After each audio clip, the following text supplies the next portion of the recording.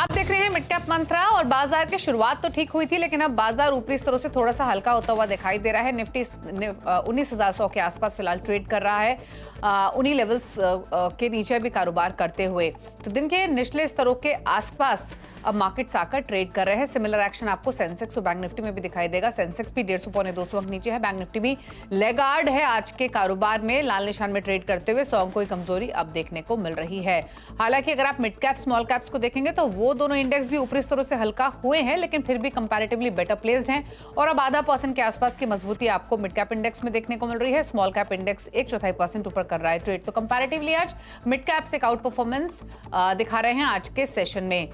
फटाफट से देखते हैं मार्केट की ब्रेथ और उसके बाद बाजार की बड़ी बातें भी आपको बताएंगे। इंटरनेशनल क्यूज को समझते हुए मार्केट की ब्रेथ पॉजिटिव, 1662 स्टॉक्स बढ़ने वाले हैं, 1284 स्टॉक्स है जो गिरावट के साथ कर रहे हैं ट्रेड। अब देखते हैं इंटरनेशनल संकेतों को, कल फेड की मीटिंग है, उससे पहले क्या रुझान देखने को मिल रहा है। यूरोपियन मार्केट्स मिक्स्ड ओपन हुए हैं, मेजर यूरोजोन डेटा आ चुका है, उसके बाद फ्लैट टोन पर ही यहाँ पर कारोबार होते हुए दिखाई दे रहा है। एशियन मार्केट्स की अगर देखेंगे शुरुआत, तो एशियन मार्केट्स मिले जुले हैं। कॉस्पी, हैंगसेंग ये तो 1-1.5% लुढ़के हुए आज के कारोबार में। ताइवान भी 1% नीचे है, लेकिन बाइंग है निकई में जो आधा % ऊपर कर रहा है ट्रेड। तो कोई खास एक्शन है नहीं। अमेरिका के फ्यूचर्स भी सुस्ती दिखा रहे हैं, बड़े इवेंट से पहले बिल्कुल फ्लैट ट्रेड कर रहा है डॉ फ्यूचर्स। नेस्डेक का फ्यूचर हालांकि दबाव में है, आधा % की गिरावट के साथ नेस्डेक का फ्यूचर ट्रेड कर रहा है, लगभग 58 नहीं, इनफैक्ट अब 60 अंक नीचे हो चुका है ये इंडेक्स नीचे की तरफ कारोबार करते हुए। चलिए अब तक हुआ क्या है मार्केट में, बाजार की बड़ी बातें आपके लिए लेकर आते हैं। तो ऊपरी स्तरों से मार्केट्स थोड़ा हल्का होते हुए दिखाई दिए हैं और निफ्टी अब 19,100 के नीचे आ चुका है।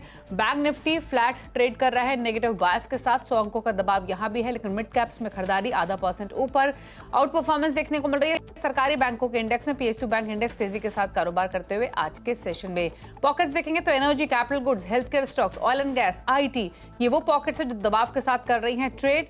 वहीं रियल्टी, एफएमसीजी, एनबीएफसीज में बैंक देखने को मिल रही है। कुछ स्मॉल कैप पॉकेट्स भी हैं जैसे टेक्सटाइल स्टॉक्स हुए, फर्टिलाइजर स्टॉक्स हुए, यहाँ खरीदारी आज के कारोबार में देखने को मिल रही है। तो ये तो रहा मार्केट का एक्शन। अब बात करते हैं स्ट्रैटेजीज की। हमारे साथ अरिहंत कैपिटल मार्केट के रत्नेश गोयल मौजूद है। रत्नेश नमस्कार, स्वागत है आपका।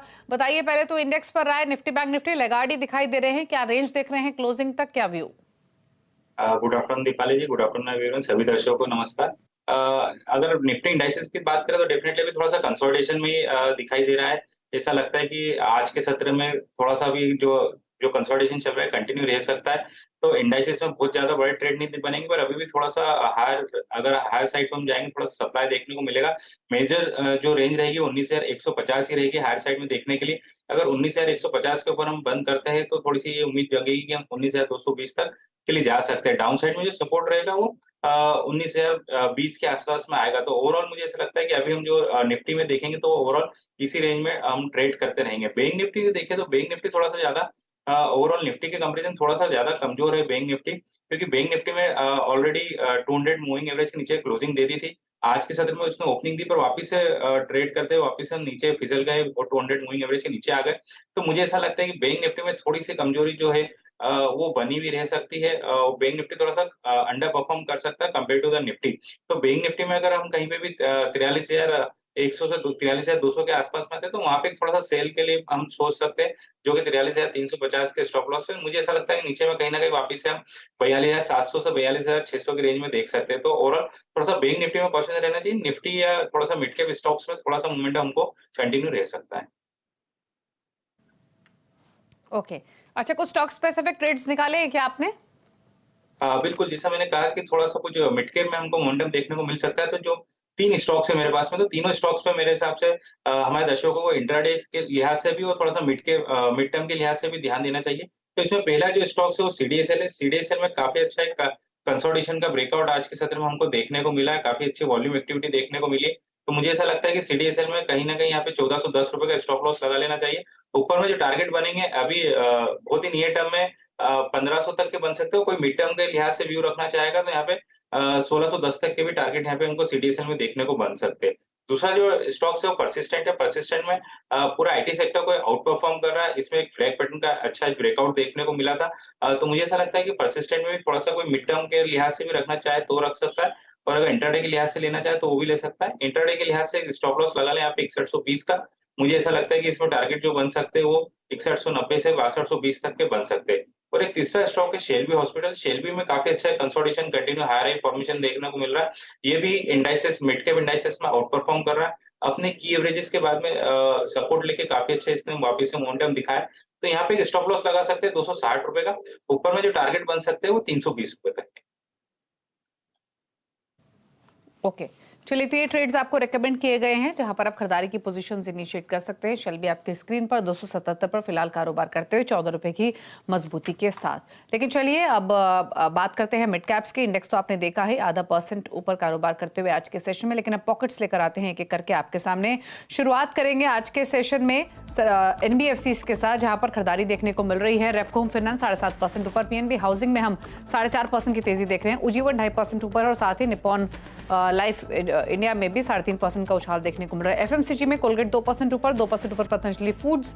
मैरिको थोड़ा हल्का हुआ है ऊपरी स्तरों से, लेकिन अभी भी 0.1% ऊपर है और हेरिटेज फूड्स में 3.5% का उछाल। सरकारी बैंक स्टॉक्स देखेंगे, इंडियन बैंक 2.5% ऊपर, 2% ऊपर union bank, bank of India में 1.5% की मजबूती और जेएनके बैंक 2.5% ऊपर कारोबार करते हुए। फर्टिलाइजर्स में बैंगलोर केमिकल फर्टिलाइजर्स के अर्निंग्स का इंपैक्ट 6% ऊपर ये स्टॉक। एनएफएल, आरसीएफ और चंबल फर्टिलाइजर्स में भी 2 से 5% की तेजी आज के कारोबार में देखने को मिल रही है। रियल्टी स्टॉक्स, मैक्रोटेक डेवलपर्स 4% ऊपर, 1.5% ऊपर उबरा रियल्टी। शोभा में 2% का मूव। फिनिक्स मिल्स 1.5% ऊपर ट्रेड कर रहा है। कंज्यूमर ड्यूरेबल्स में स्टोवक्राफ्ट, व्हर्लपूल, ब्लू स्टार तेजी में। ब्लू स्टार 4% ऊपर है, व्हर्लपूल में 2% का उछाल देखने को मिल रहा है। टेक्सटाइल स्टॉक्स में बाइंग, अरविंद लिमिटेड 4.5% ऊपर, 5.25% ऊपर बॉम्बे डाइंग है। लक्स इंडस्ट्रीज 2.5% की तेजी के साथ कर रहा है ट्रेड। रूपा एंड कंपनी में 1.5% का उछाल। प्रेशर है आईटी और हेल्थ में। आईटी स्टॉक्स प्रेशर में, रामको सिस्टम 7.5% लुढ़का हुआ है। न्यूजन सॉफ्टवेयर में 3.5% की गिरावट, 2.5% नीचे है न्यूक्लियस सॉफ्टवेयर और इम्प्रोबिया लाल निशान में ट्रेड करते हुए। हेल्थ केयर स्पेस में पेनिशिया बायो 2.5% ऊपर है। स्ट्राइड्स फार्मा में कमजोरी है। बायोकॉन में 1.5% की गिरावट और नोवार्टिस भी 2.5% नीचे कारोबार करते हुए आज के सेशन में। तो सेलेक्ट पॉकेट्स है जहां पर तेजी देखने को मिल रही है, लेकिन दुनिया भर के बाजारों की नजर कल टिकी हुई है और कल के फैसले का इंतजार है। दरअसल कल फेड ये तय करेगा कि अमेरिका में दरें बढ़ेंगी या फिर नहीं। हमने इस बारे में बड़ा एनालिसिस किया है। अमेरिका के अंदर के उन तमाम आंकड़ों को हमने खंगाला है। हम आपको बताने जा रहे हैं यूएस फेड की वो 10 मजबूरियां जो उन्हें दरें बढ़ाने से रोकेंगी। चलते हैं मेरे सहयोगी नीरज वाजपेयी के पास, जो हमारे साथ मौजूद हैं। नीरज जी ने काफी रिसर्च और एनालिसिस की है ये पूरा प्रेजेंटेशन तैयार करने में, और ग्लोबल मार्केट्स को, डेवलपमेंट्स को काफी क्लोजली ट्रैक भी करते हैं। तो नीरज जी बताइए, क्या डिटेल्स हैं आपकी रिसर्च के बेसिस पे? देखिए, यूएस फेड के सामने बहुत कम चॉइस है कि वो रेट बढ़ाएं, इसीलिए 10 पॉइंट मैं आपको ऐसे बताऊंगा जहां पे रेट बढ़ाने की गुंजाइश खारिज होती हुई दिखती है। पहला पॉइंट दिखाइए आप, हाउस होल्ड जो इनकम थी वहां पे लोगों के पास अब सेविंग्स बची नहीं। कोविड के समय बहुत कैश लोगों को दिया गया था, अपनी भी सेविंग्स थी, लेकिन अब वो महज 1% लोगों के पास सेविंग बची है। तो यानी बहुत ज़्यादा कंजम्पशन ड्राइव हो नहीं सकता यहाँ पे। दूसरा पॉइंट है स्टूडेंट लोन्स का, जो बाइडेन साहब ने रोक रखा था, लेकिन अभी बीच में जब सीलिंग तोड़ी गई तो ये शर्त रखी गई कि लोन अपना लोग पे करें।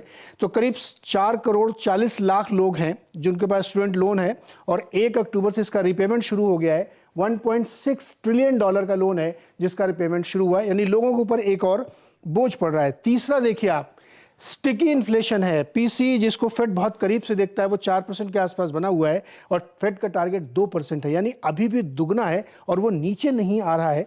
तो ये एक और बड़ी समस्या है। चौथा पॉइंट, डिलिक्वेंसीज बढ़ गई हैं, यानी लोन चुकाने में देरी हो रही है, और ये 2008 के हाई लेवल पहुंच गई। 2008 को याद होगा, फाइनेंशियल क्राइसिस का समय था, वहाँ पे भी जब सब प्राइम क्राइसिस हुआ था तो ऐसे डिलिक्वेंसीज बढ़ी थी, और ये लगभग 8% ऑटो लोन पे डिलिक्वेंसीज बढ़ रही हैं, जो एक बहुत हाई लेवल माना जा रहा है। तो ये एक और समस्या खड़ी हो रही है।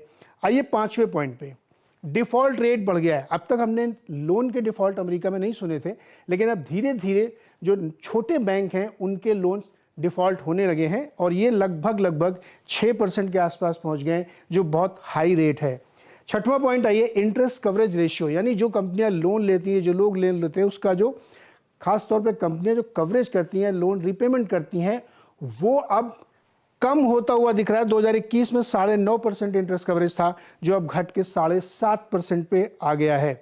7वां पॉइंट लेके आइए, बैंकिंग सेक्टर की लोन ग्रोथ पे बहुत इंपैक्ट पड़ा है। दरअसल वहाँ पे जो हाई फ्रिक्वेंसी डेटा आता है, हमारे यहाँ भी आता है, उनके वीकली हाई फ्रिक्वेंसी डेटा जो 2023 में आया है, यानी अभी हम लोग 52वें हफ्ते के करीब पहुंच रहे हैं, यहाँ से 6 हफ्ते 8 हफ्ते दूर हैं, अब तक का जो दिखाता है एवरेज वो 2% लोन ग्रोथ निकल के आ रही है, जो 2022 में 10.5% थी।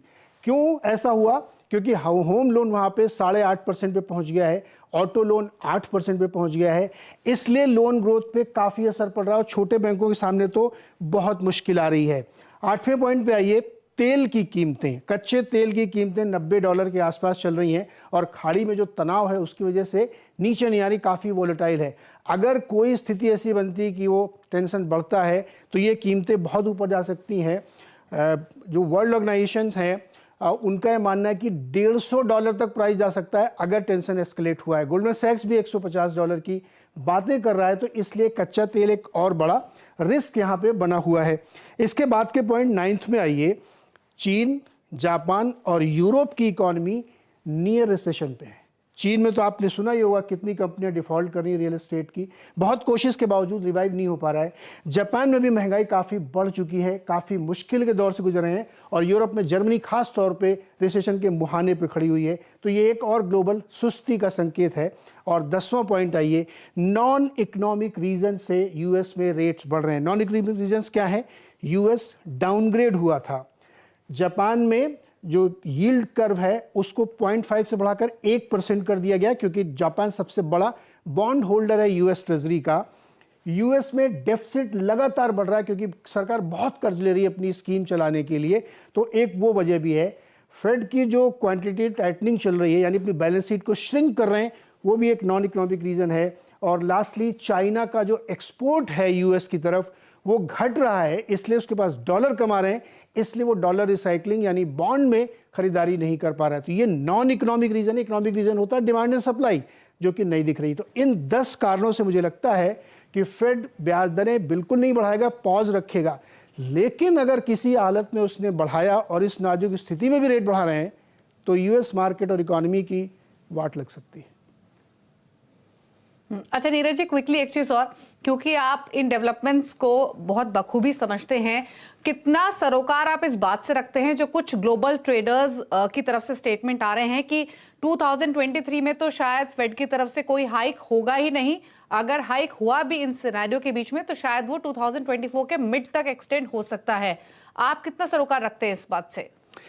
बिल्कुल तार्किक बात है ये। इकोनॉमिक्स का लॉजिक ये कहता है कि जब तक आप 1-2 रेट हाइक नहीं लेंगे, इन्फ्लेशन टूटेगा नहीं, क्योंकि जॉब मार्केट बहुत हॉट है, इकॉनमी आप देख रहे हैं 4.9% से ग्रो कर रही है, तो उसको तोड़ने के लिए रेट बढ़ाने पड़ेंगे। लेकिन अगर आप रेट बढ़ाते हैं तो ये जो 10 रीजन्स हैं ये आपके लिए भारी पड़ेंगे, फिर आपकी इकॉनमी मुश्किल में आ जाएगी। लेकिन आपकी बात सच है, मैं इसको एग्री करता हूँ कि आज नहीं तो कल रेट बढ़ाने ही पड़ेंगे इनको। तो अगर ये डिले करते हैं इस बार तो हो सकता है 24 में बढ़ाने पड़े।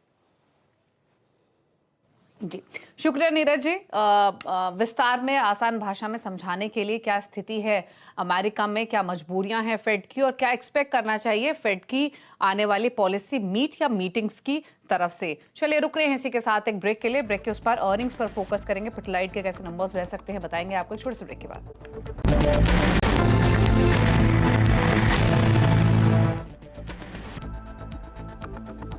आप देख रहे हैं मिड कैप मंत्रा। मार्केट्स का हाल देखते हैं। अपनी स्ट्रेंथ को होल्ड ना करते हुए मार्केट्स अब दबाव के साथ ही थोड़ा कारोबार कर रहे हैं। एक्शन कहीं है तो मिड कैप स्टॉक्स में है। निफ्टी 19,100 के इर्द गिर्द घूमते हुए कभी ऊपर कभी नीचे, फिलहाल 19,100 के ऊपर के लेवल्स देखने को मिल रहे हैं, लेकिन स्ट्रेंथ थोड़ी बहुत कहीं है तो वो मिड कैप्स में है। 0.5% ऊपर ये इंडेक्स कारोबार कर रहा है। हालांकि दिन के ऊपरी स्तरों से ये भी हल्का हुआ है। पॉकेट सेलेक्ट है जहां पर बाइंग देखने को मिल रही है, तो स्टॉक स्पेसिफिक एक्शन तेजी की तरफ बना हुआ है आज के कारोबार में भी। और mid cap small cap category में काफी स्टॉक्स दिखेंगे जहां पर एक अच्छी बाइंग आज के कारोबार में देखने को मिल रही है। लेकिन चलिए लेकर आते हैं क्लैड नंबर 1 का अपडेट। इस हफ्ते जो मुकाबला चल रहा है वो एसएसजे फाइनेंस सिक्योरिटीज के विरल छेदा, एंजल 1 के समीत चौहान और ये सिक्योरिटीज के अमित त्रिवेदी के बीच में रिटर्न की स्थिति दिखाते हैं। हालांकि आज दूसरा दिन है मुकाबले का, लेकिन लीड कर रहे हैं विरल और समीत, दोनों ही बराबरी पर हैं। इनफैक्ट दोनों के ही पोर्टफोलियो 7.5% के रिटर्न्स लेंड कर रहे हैं। मार्जिनली आगे हैं समित। अमित त्रिवेदी का पोर्टफोलियो 2% की बढ़त के साथ अभी रिटर्न्स लेंड करते हुए, लेकिन एक इंटरेस्टिंग कंपटीशन विरल और समित के बीच में। चलिए, तो रहा अपडेट और इसी के साथ एक ब्रेक के उस पर आप देखेंगे नो योर कंपनी। और नो योर कंपनी में आज हम बातचीत करेंगे मामाअर्थ नाम से बेबी केयर और ब्यूटी प्रोडक्ट बनाने वाली कंपनी होनासा कंज्यूमर के चेयरमैन वरुण अलग और CIO गजल अलग से एक ब्रेक के बाद। नमस्कार।